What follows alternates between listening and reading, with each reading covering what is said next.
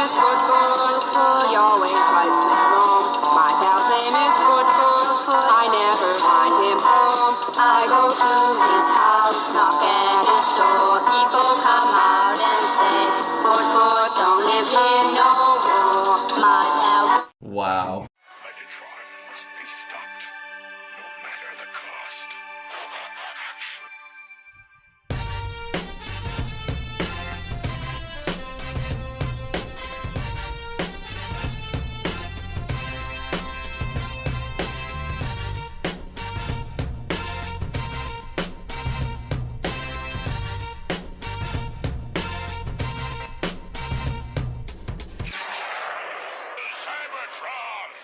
Hello, ladies and gentlemen, and this is the Autopod Decepticast, your weekly podcast that delivers a minute-by-minute breakdown of the 1986 Transformers movie. This is episode 28, covering the 27:01 to 28-minute mark. I am your host, Aaron, and I'm here with my duo of Diaclone disciples. Yes, I am Ryan.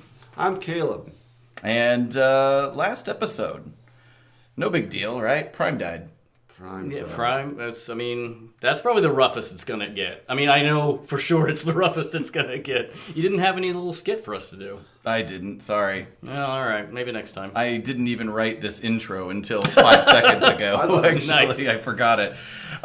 We visited our old friend Unicron, who seems to have some kind of issue with the Autobot management shakeup. Either that or like indigestion, but he is upset. He's upset about something. And we're catching up with the Decepticons, riding through space in What if that was Astrotrain. just like that yell was just a take that Orson Welles was like, I have to shit, and they just like, well, that Recorded it in the bathroom? We will use that for Unicron. I'm guessing that wasn't Orson Welles at all, but... It's pretty heavily tweaked, so who knows. Right. Sorry, didn't mean to interrupt. And we are catching up with the Decepticons who are riding through space in Astrotrain, who seems to have some kind of issue with his heavy cargo load. Mm-hmm. Speaking of shit, he could just shit him out, I guess. His load. His load. He just transforms into a robot and everybody flies away. Right. All right, this is a good episode recap. So, going right into the current episode. Mm-hmm. So, as we said, Astrotrain complains about his weight issues. Starscream takes on moderation duties, really, in this scene and says that, Astrotrain says it's heavy. How you guys feel about that? And he's being diplomatic, right? But diplomatic in that way that is also manipulative. Like, I think I know what everybody wants to do, and I think I know how this is going to benefit me. It's certainly not self-serving, right? And then I can't remember which construction is that. That's Bone Crusher. Bone Crusher at 27:04 to 06 says it's survival of the fittest. A capital idea. If you're dead or dying, get the fuck out. Which is weird, too, of like, they bothered to rescue them, but then immediately are like, fuck them. Right. Yep. I suppose they didn't know that Astrotrain would have these issues. These, quote-unquote, the setup issues. The setup is, I guess, all of them are stranded in space, or get rid of some weight. Where's Soundwave? He's in there. He's in there. Don't you worry about that. There's something to touch on about that later. He doesn't speak up? Yeah. Okay. No. So, Starscream then seeks validation of the motion. The Decepticons that are in shape are for it. That includes Soundwave, the Coneheads, they're pro. So weird. Anti the motion are the Decepticons that are a little more worse for the wear. Yeah, and that is Skywarp, Thundercracker, Shrapnel, Bombshell, and Kickback. Which, by the way, we haven't seen Bombshell until this very is his moment. First time he shows up. Welcome to the movie, Bombshell. You'll be in it for very little. Starscream's turning on his own. I know, isn't that cold-blooded? I have that too, of like the Seekers. It's skipping ahead a little bit, but when at 27:21, I don't know if you heard it, but when they're kicking him out of the door, one of them says, "Brothers, don't." And I'm like, God damn. Yeah. That is haunting. And it's so cold-blooded, the fellow Seekers to just kick him out. Insecticons, I get. The regular Decepticons didn't ever really like or trust them. Right. But fucking Thundercracker and Skywarp have been like the OGs from the beginning. I know. And they're Starscream's direct reports. Yes, they're his subordinates. And I would think the ones that hopefully would support him in leadership. But whatever. The other thing is, couldn't they have just... I mean, we haven't got to the part where they've been thrown out the window yet, but couldn't they have just done like chucked them out one by one until the math worked? Start with I don't know, and then kickback. They check throw him out. They check in with Astrotrain. Was that enough? Exactly. But also, I'm curious how the producers of this movie made the decision as to who was going to be wounded and who was not, because Dirge, Ramjet, and Soundwave were all gunned down by Optimus Prime. Yes. And in fact, but they get to stay. They're going to get to stay aboard. Prime plowed into Thrust at full speed, and he looks fine. So, and we never even, to our earlier point, never even saw Bombshell. Or we don't see Thundercracker or Skywarp get fucked up either. That's true. But we do see Shrapnel and Kickback get pretty damn... I mean, they, at every turn, got the shit handed to them. I'm all on board. Get those guys out of there. They've been dicks from the get-go That's anyway. Right. But at any rate, so the eyes have it, as you might assume based on our conversation, and the healthy Decepticons immediately begin shoving their damaged associates out the hatch. They muscle them out. Yeah. As they do it, really, the cons that are in good shape are kind of berating them, right? They're like, make room for others. Yeah, get out of here, and they chuck them out. So a couple notes about the vocal recording sessions for that part. So if we were to re-listen to it, the eyes and the nay part sound really weird. Like there's sort of an odd, like they don't sound like any character that we've ever heard before is speaking, and that's because it's really just sort of a generic. It's just like something they dropped in. It's nobody's voice, So, they don't match any of the Decepticons that are present because it's one single voice that's just been layered to sound like lots of voices with both of those. So they dug into the Foley catalog. Perhaps, or maybe one person. What was his name? Burr? Or what? Wally Burr. Wally perhaps, Burr was just like, recorded hey! that. Yeah, I don't know who gets the credit for that, but...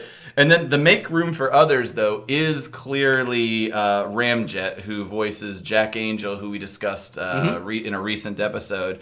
But then the brothers don't. Jack Angel that voices Ramjet. Jack Angel voices Ramjet, and I'm blanking out. Who else did he voice that we even brought him up for? Ultra Magnus. Oh well, there we go. Yeah, the big in the cartoon. That's right. That's not right. in the movie. And then the Brothers Don't voice is just another generic voice, and it's one that was used in other Transformers episodes. I don't know who it's credited to, but anyway, if you really are nerds about it, like most people who enjoy this movie are, you notice that those voices are weird. They are weird, They don't make sense. That's brought up every time this scene is talked about, is how the voices don't match anybody at all. Brothers don't. And I never even noticed that's what he was saying until I was in the headphones, and I heard and it's so like, brothers don't. It's rough, It's again, to me, I get emotionally involved in this, but it is fucking haunting. Right. So the dented up Decepticons are all thrown from Astrotrain into outer space. The animation on this entire sequence is not great compared to other. Well, they were pieces of the tired movie. from doing the Prime death scene. Yeah, they needed a little because that's how wrist things break. are animated in order, right? Exactly. I mean, shit. I don't know. Maybe they're animated in order of what we have finally decided is definitely going to be in the movie. Oh yeah, so like maybe they animate the really good scenes and then down. Sorry. What is happening? We're chucking them out of Astrotrain. Sorry, I'm playing with my vintage bombshell, just in the spirit of what's going on in the movie right now. There's an Astrotrain down there too. I don't know if that's yours or was Mike's, but Mike's. Anyway, go ahead. Sorry. I don't even remember what I was saying. Sorry, dude. So Starscream is carrying a marred Megatron to the ship's opening, and they exchange some parting words. I still function. No, well, hang on. Let me start off with my wonderful Starscream. Okay, impression. great. And then I'll go. Oh, how it pains me to do this. I still function. Wanna bet? Starscream. So Starscream releases Megatron. Okay. Oh, that was painful. Starscream. Yeah, you can see Frank Welker's issue with working 8 hours a day. It's not, though. He knows how to really do it, and I'm using vocal cords that should not be used. I think it was still straining even sure. for him. Of course. I'm lost in a cave. So, Starscream releases Megatron into space. Megatron lets out his long, anguished yell as he falls beneath Astrotrain's wings into the abyss of space. The hatch door closes on Starscream, who doesn't look look unhappy in that moment. It's weird. Pretty pleased It's with almost himself. like it's his fucking wet dream. So, Jet, you're the physics guy. It seems like Megatron wouldn't have plunged underneath Astro Train's wing, right? Shouldn't he have just floated at the same point at which Starscream released him? Well, I do have that note, and since we do know, saw in the previous scene that Astro Train is under acceleration, for question mark. So Megatron would fall behind since they're accelerating, and he would continue at the same rate. Okay. But he would not sweep under that wing. That's more physics of like under gravity and like in atmosphere being swept under that wing. So and again, they fall down for no particular reason. Like whenever they throw them out, that doesn't make any sense. But that's less of a problem than the previous episode where Astro Train is jettisoning quote unquote weight. Also, I'm just noticing this for the first time. What second are we at here? We're paused at 27:25. Are those the bodies of the other Decepticons? Yeah, very interesting. So 27:25, that's where Starscream is starting to walk Megatron towards the hatch, and you can see in the abyss of space already the silhouettes of the other Decepticons. Yeah, I've never noticed that before. Me I wonder neither. if they're moving. Yeah. Oh, they are. They're moving in unison. It's not a very great shot, but it's still a nice added And it's good you texture paused layer. it here too. At 27:26, we see there's a slight coloring error on Soundwave. His eyes are white instead of red. Maybe he's just shocked, like an anime character. He was. But this, to your point, Caleb, of Soundwave never speaking up, him being in this movie, I feel like Soundwave is not the character he is in the show. I agree. Like, he doesn't do anything, really. And also, he, in this scene in particular, does not seem to give a shit whether Megatron lives or dies. He lacks any sort of. If you tell him to do something, he'll do it. He was a fierce Megatron loyalist, I would say, Mhm, on the cartoon. They never give any indication that he has any designs for leadership or whatever. It's just weird at this I would point. think that version of the character would have fought Starscream to not chuck Megatron Yeah, I out would the think so door. too. But no, I really think they kind of give Soundwave short shrift in this movie. Yeah, I agree with you. Or maybe Soundwave is pragmatic and he just is like, hey, He Megatron's sees- gonna die. He sees like the way the tide's turning, and like I'm gonna hitch maybe my so. wagon to the winning star. Right. Well, and Megatron just led them into defeat, so maybe politically Megatron is not. You'll have to excuse me. Soundwave survives into he's in the later seasons, right? Yes. No, he never dies in the show. Except for the Japanese. The Japanese, yeah. But he's brought right back to life and Yes. it's called Sound Blaster, and he's black instead of blue. That's right. Okay. Like a bruise. But in general, no. And when Galvatron comes on the scene, not so much in the movie, but in the cartoon, he is a Galvatron loyalist. Galvatron. So maybe he he is- basically performs the same function down the line. So maybe he is like whoever is running this show. I'll be on board. Right. Also, right. though, He's a company man. Yeah. He's a real yes man. Yeah. What is with Starscream's thumb at 27:28? Oh, weird. That is a big terrible. old- it's a big old Unless thumb. I think honestly that may have. It doesn't look right though. I thought maybe it was supposed to be a part of Megatron's body, but I don't think so. No.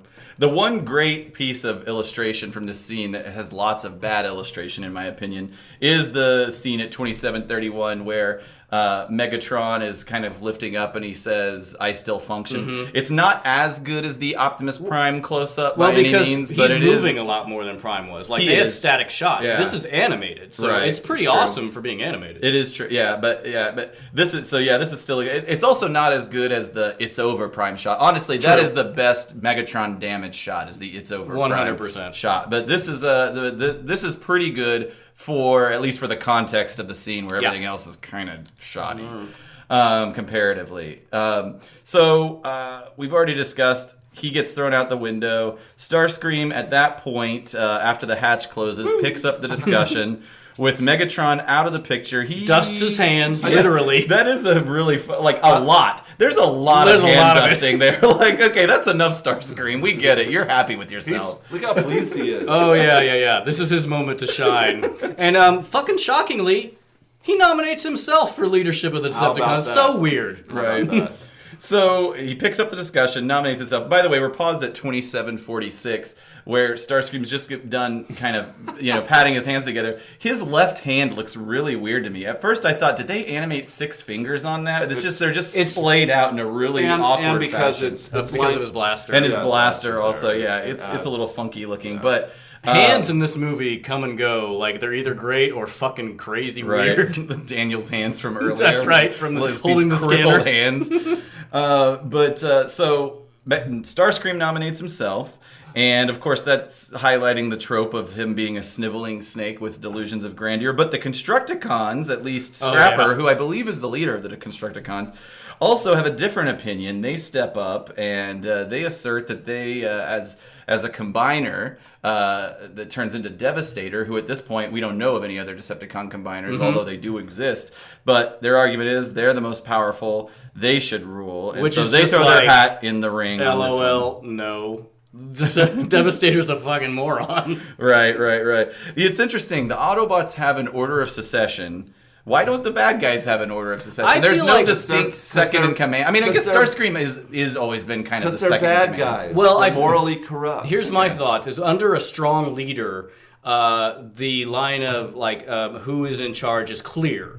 But in the absence of that, there's a power vacuum where everybody's throwing their trying to do a coup. What about Kim Jong-il, Kim Jong-un? Well, that you have a family line, Yeah, but then I see it in political terms in a country where there is a very strong dictator, and then all of a sudden he's gone. All the lieutenants around him vie for power and want to take it over because it's not really clear who should be, because that's the way dictatorships organizations work.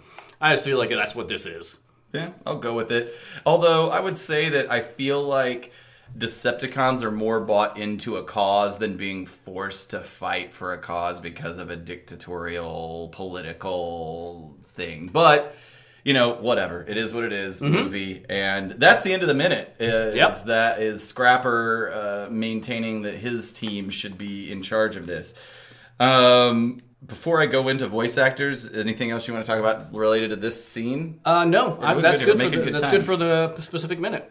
All right, so I'm going to go into a voice actor, guys, and it's a gentleman by the name of Michael Bell, and I'm going into him because he's the voice of Scrapper. Okay. And I'm glad we get to talk about him because he actually is a Transformers god that didn't really get a lot of voice time in this movie. But in addition to Scrapper, he did Bombshell, Brainstorm, First Aid, he did Random Junkions, he did Swoop, but he's best known, he was the guy that did Prowl and Sideswipe. Wow. But listen up, shitheads.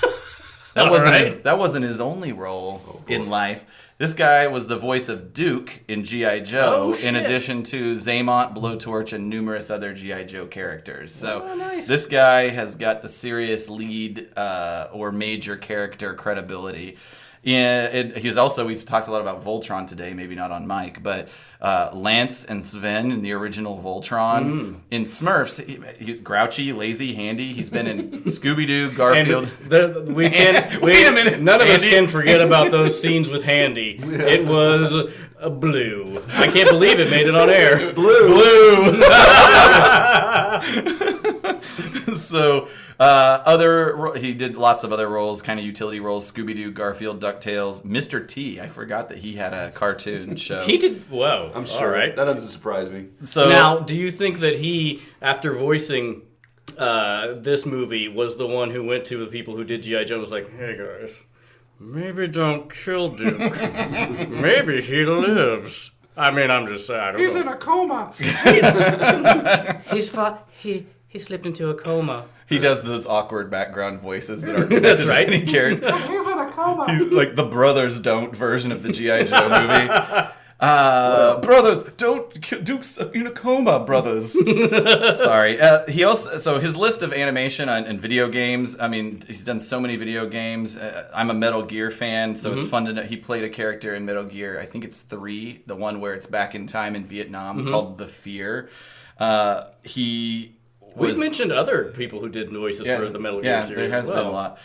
Most of them not super main character. That's probably one of the more main characters. But did live action. He was on Three's Company, Charlie's Angels, Dallas, Get Smart, Gomer Pyle, MASH, Mission Impossible, Remington Steele, The Monkees. He has a distinction of playing 3 characters on 2 different Star Trek series. He was in the first episode of The Next Generation. He played a character called Zorn. I don't know if that rings a bell for you nerds. Don't remember who that is. But he's in the inaugural episode, and he played a couple different characters in Deep Space Nine. Deep Space Nine is the only one that I didn't care for, but that was a thing of like the Star Trek series was like the way they did with NBC rotated people throughout sitcoms. Star Trek was very like not incestuous is not the word, but they rotated people in and out all the time. Yeah, and Star Trek Next Generation was a huge platform for character rotation. Oh yeah, and probably let's put him in a Star Trek episode. Let's see how he does. Mm-hmm. And even the original Star Trek, the original series, whenever we first see the Romulans, the actor who plays the leader of the Romulans later plays Spock's father. Oh yeah, that's right. Wow.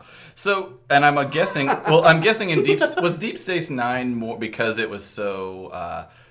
It feels like it was less centered around human characters to a degree. I wonder if he played characters with a lot of makeup, so he was able to be two different characters. Yeah, Deep Space Nine was the one that, and the only reason I didn't really care for it is it gets very philosophical and very like spiritual, and I'm just like, I'm not here for this. Well, I just got to the point where I loved the Next Generation, and but I watched a lot of Deep Space Nine because of the characters from Next Gen.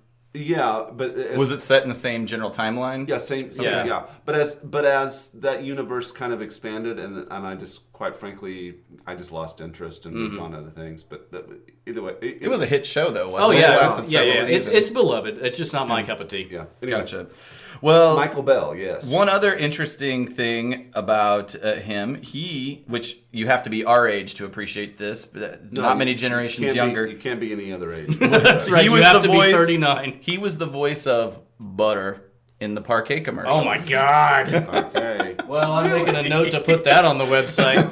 Butter. I think he did it for the first set of commercials, and somebody else took it over for some reason. That's but at any rate, right there, and at the spry age of 79, Mr. Bell is alive and working. Yay! Yay! He's done a lot. He's done a handful of conventions.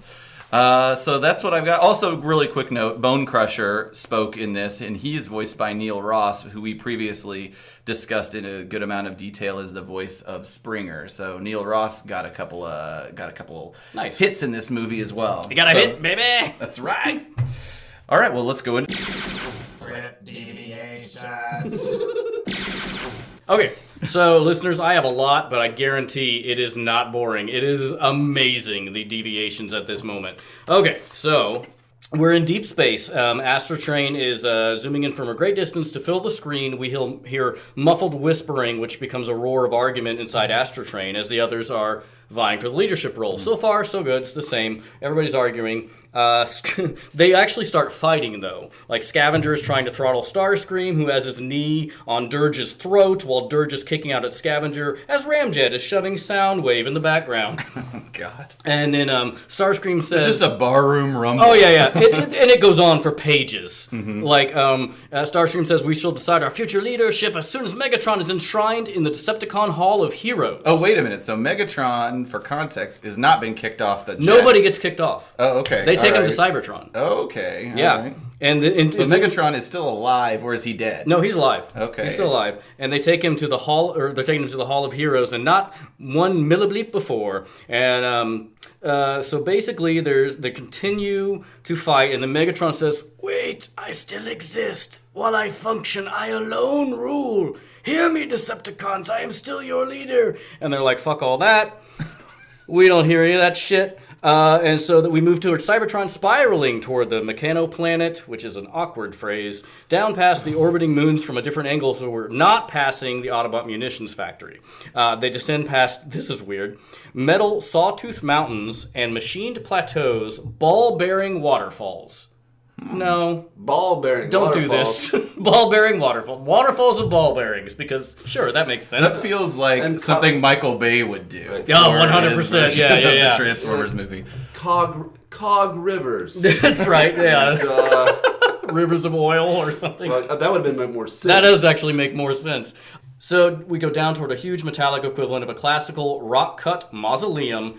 It is the Decepticon Hall of Heroes. Woo. I want to go there. How much is admission? Well, I don't know if you do, because as Astrotrain lands, the hall looks like a mechanistic Art Deco high-tech version of the Albert Speer design setting for Hitler's Nuremberg Party rally. And that makes sense. It makes perfect sense. I guess I get it. They're bad guys, but I'm like, whoa. And if you look at that picture of that, Oh my god! I will throw up a picture of it on something, not social media, because no way. But it does look good, but maybe just pick another thing to reference. It did not get included in the final cut. Well, this all involves Hey, like. can we maybe get rid of all the allusions to Nazism? Maybe we don't talk about the Nazis. I don't know. I'm just fucking saying. So we go down a semicircular colonnade. The columns are constructed of eerie, light-emitting, carved metallic crystalline substance glowing coldly. And basically, inside the half ring, there are huge columns. A statue is set in a coffin-like stone niche, and each statue has a coffin that rests on a pedestal inside. Each pedestal is a glowing niche, a lot of niches, in which rests the life spark of each Decepticon.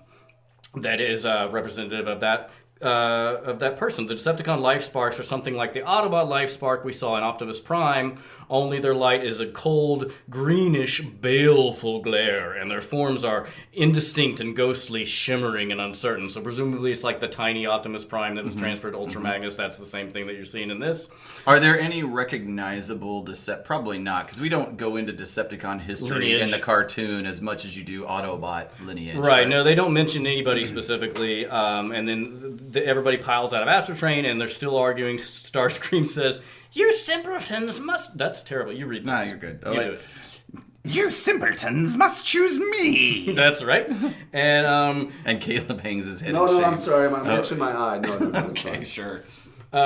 still arguing. I'm going to skip a lot because there was a lot of fucking arguing and fighting. Megatron in voiceover, weakly shouting over the den, "Help me, my life spark is flickering." And so they're just fighting, and he's off to the side like a pile of garbage. Just dying alone and sad. Even Yeah. Soundwave won't go over. I mean, I will console you, Megatron. Yeah, I even feel a little bad for Megatron in this. "You must place my life spark in the urn and deliver it to my resting place." Nah, there's still more fighting, and Megatron reaches out to touch Bone Crusher, who's grappling with Thrust and Hook, trying to stab or blast each other. "My life spark, quickly, before it escapes into eternity." And we move into the shot. They're still fighting, and okay. As we move to the shot, blasts Hook with weapon, I don't understand this verbiage, but kicks Dirge viciously, but gets a thrust from a brazier stand, which Dirge uses like a lance. This makes Starscream spin back, his blaster firing wildly, breaking another hero statue, which falls over on Megatron. So they're just like roughing up the joint. Oh yeah, It's they're fucking this shit up. Like, why would they choose to have this battle in the sacred Decepticon shrine? Because they're just So, They don't give a fuck about They anything, except could- they certainly do give a fuck about something. They built this shrine in the first place. They went, Yeah, to it's the all over trouble, the they went to the trouble to get there, too. Exactly. To intern, allegedly, Megatron. Megatron's life spark, which is Like, let's intern that and battle outside the place, right? How about that? Have Yeah, some respect, but no. you fuckers. In the following statue from Megatron's POV, he screams as the broken statue crushes and breaks Megatron into 1,000 metal shards in a shower of sparks and smoke, out of which Megatron... Whoa! Yeah, right? Out of which Megatron's life spark suddenly rises with Tiny little glowing Megatron? That's right. Okay, all right. rises with a ghostly, pitiful wail, and joins an ascending stream of ghostly life sparks. We follow Megatron's life spark, which is brighter and more distinct than the others, as it moves to the lead of the quote-unquote pack. Below, the battle for leadership still goes on, but we leave the sounds of battle and argument behind to move up, up, up. So the broken statues are the life sparks that are traveling with him that are less distinct than he is. And so this is the equivalent of throwing them out of the shuttle. Instead of their bodies, it's the life spark. So those life sparks will make their way to Unicron. Well, in a different way, but yeah. Oh, so there's more. There's more. Hold on Jesus. this. This is like two different movies that It's crazy. Now we're following. I love this. I love these deviations. Do I have anything? Let me see here. I really don't actually. I don't. This said- is So, it's crazy. They scrapped all that? What I have is pretty legit to this. The only thing that is different, that it's not really that different, is that Megatron. It makes a specific note of Megatron shaking his fist as he's sucked into space, which I could see as an animator. It's like a moment that you're not really going to pick up on that No. much, but supposedly he's like, "Starscream!" Starscream, and shaking his fist as he goes up. But that's it. Other than that, mine was pretty aligned to what is on the screen. I would just say to the listener, if you have any connection to any storyboards or anything that might be connected to this craziness, Oh, yeah. would love to see that. I don't know if any exist, but I don't know if there are storyboards of any of that, but it is, Nazis, Decepticon sparks. Yeah, it'd be great. a statue falling on Megatron who shatters into a million pieces. Yes. I'd like to see that. Incredible. Okay. Well, you guys have anything else on this episode? We could just do the iconic moment. Oh, hey, it's time for the...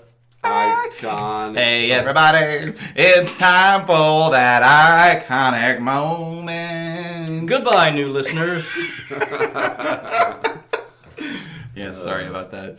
I'm gonna come up with a new tag every time. Since we won't do an official tag, I'm gonna that Ryan will cut out. You're pinning your hopes on this iconic moment thing. I want something really vaudevillian, Caleb. I want it to be like, real songy dancing.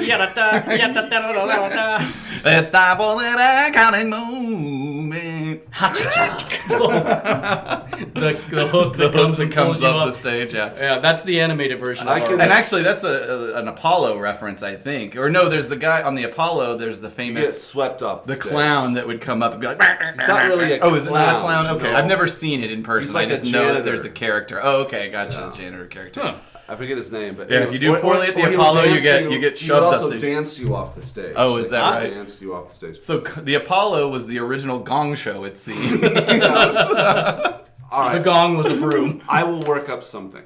You don't have to, honestly, probably unless you're the Spock of inspiration. I think maybe- enshrine this idea. If he hates what you're doing enough, he might actually work something out. Yeah, maybe something better, I'll something figure actually good. out. All right. So, what is your iconic moment of this? I think for me,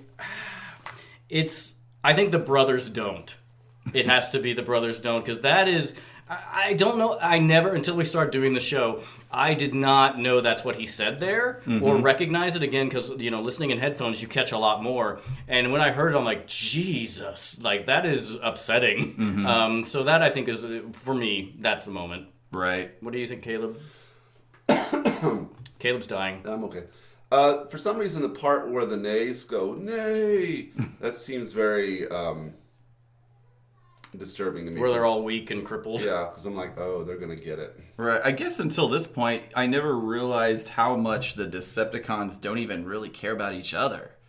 Like how it's a very... Pre-Great Depression, there's no social programs. Everybody just has to do their own shit, and you get no help from anybody. Right. So, I think for me, the iconic moment is Starscream chucking Megatron out of the shuttle. It's what he's been living for this as long as we've been watching the show. It has some of the best illustrations of this particular scene, and so I think that for me that's what it is. It's Starscream finally getting his way after so many failed attempts, so many shots to the gut from a fusion cannon. So Megatron has tried to kill this guy or has threatened to kill this guy so many times. And he should have probably. He killed this guy. And at this moment, There it are feels YouTube videos dedicated to why Megatron does not get rid of Starscream. Caleb, did you give an iconic moment? He did. Did you? He already Yes, did. he did. Oh, sorry. Yes, you're the last. It's always that way. All right, everybody. So next episode, a couple more cons are going to throw their name into the leadership hat. We're going to maybe want to bring the Supreme Court in on this one because it is not a clean election process. Really? I mean, I think we're going to see on screen a version of what Ryan just talked about. And Megatron is going to make a new friend. Who is it? Thank you for listening, everybody. Please continue to listen and get your friends to listen to the show. iTunes, Stitcher, Google Play, TuneIn. Follow us on our social media. We're on Twitter, Facebook, and Instagram, all of them at ApodDcast. And visit our web presence at autopoddecepticast.com, where Ryan... he's kind of our postmaster. He puts on all the extra buzz. Yeah, extra videos, extra juice. stuff. And if you're an iTunes user, please rate and subscribe. We appreciate it. We know it helps a lot. Maybe we could search for Transformers and see if we pop up. See if we pop up yet? Yeah, 5 stars. Jesus It helps. Christ. I don't know why when we search for Transformers, our podcast does not come up. We need to figure this out. We're the worst at optimization at this point. Yeah. We're all like almost 40. Is that I'm why? very close to 40. Oh, yeah. The Right around the Halloween. corner. Halloween's coming up, baby. All right, thank you, everybody. Bye. Bye, everybody. Bye, bye, bye.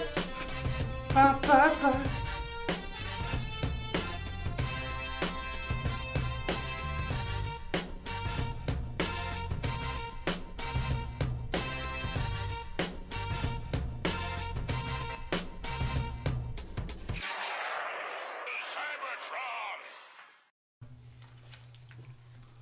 There was this. All right, so I was going to mention earlier. There's because I was talking about how like we were going to edit like you being like, All the noises. and then you were being like, and playing both together. But it reminded me there's this group. There was this group in the late '60s and early '70s called the Shags.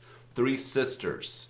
They were young girls, and their parents were told by a fortune teller that they would these girls would start a music group and become famous.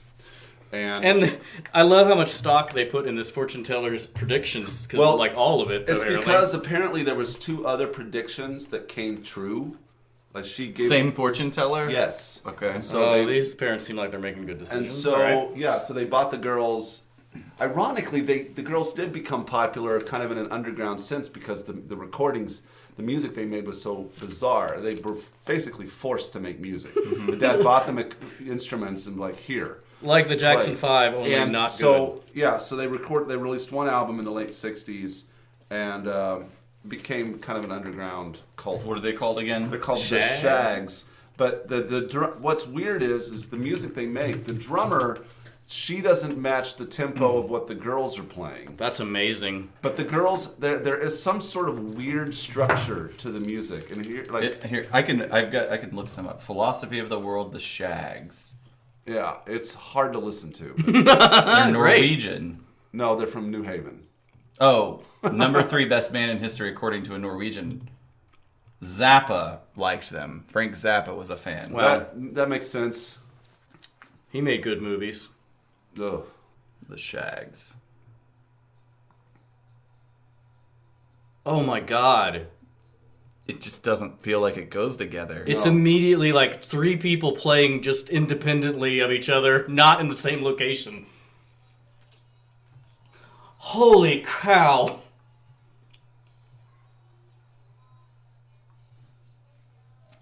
So was this an artistic choice, or is it completely based on their limitations? Correct. Limitations. They weren't trying to be ironic. They were trying to play music. And did they get any lessons, or they just pick this up and just start doing it one day? It's hard to say. I think The top comment to this is, I play this song when old people say, back in my days, music was better. there's a song called "My Friend Foot," my pal Foot. There it is, right there at the top. This is a funny. real humdinger? Yeah, it's a real humdinger. Let's wait for it. Okay.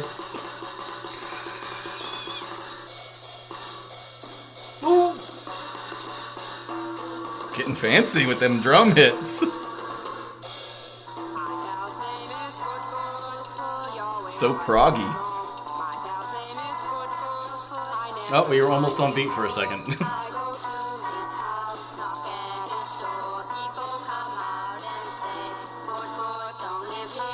Wow. That is upsetting.